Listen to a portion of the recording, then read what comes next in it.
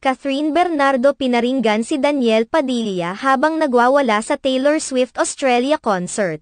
Trending at usap-usapan ngayon sa ilang mga social media platforms ang kumakalat na video ng aktres na si Catherine Bernardo sa Australia concert ng international singer na si Taylor Swift. Makikita sa nasabing video kung paano nag-enjoy si Catherine Bernardo kasama ang kanyang mga malalapit na kaibigan. Sa kabila ng pag-e-enjoy na ito ng aktres, marami sa mga netizens ang naghinala na tila pinapatamaan umano ni Catherine Bernardo ang kanyang dating nobyo na si Daniel Padilla sa pamamagitan ng mga videong ito. Matatandaan na nitong February 16, 2024 kasama ang kanyang mga malalapit na kaibigan ay nanood ng concert ni Taylor Swift si Catherine Bernardo sa Melbourne, California.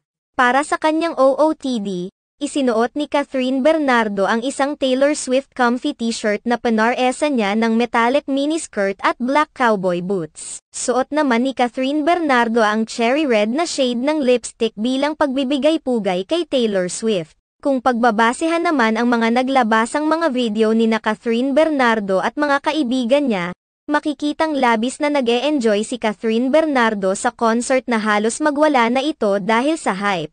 Nakikisabay na rin sila sa pagkanta ni Taylor Swift sa mga hit songs nito, katulad na lamang ng You Need to Calm Down, Rain, All Too Well, at iba pa. Subalit ang mas nakatawag sa pansin ng mga netizens ay kung paano kinanta ni Catherine Bernardo ang lyrics na We're Never Ever Getting Back Together. Ayon sa mga netizens, feel umano ni Catherine Bernardo ang kanyang pagkanta na tila ba may ipinupunto siya sa bawat bigkas niya ng lyrics. Hinala ng mga netizens na may hugot si Catherine Bernardo sa pagkanta niya sa nasabing lyrics na iniuugnay naman sa kamakailang hiwalayan nila ni Daniel Padilla na inaakusang nagloko sa kanilang pagmamahalan.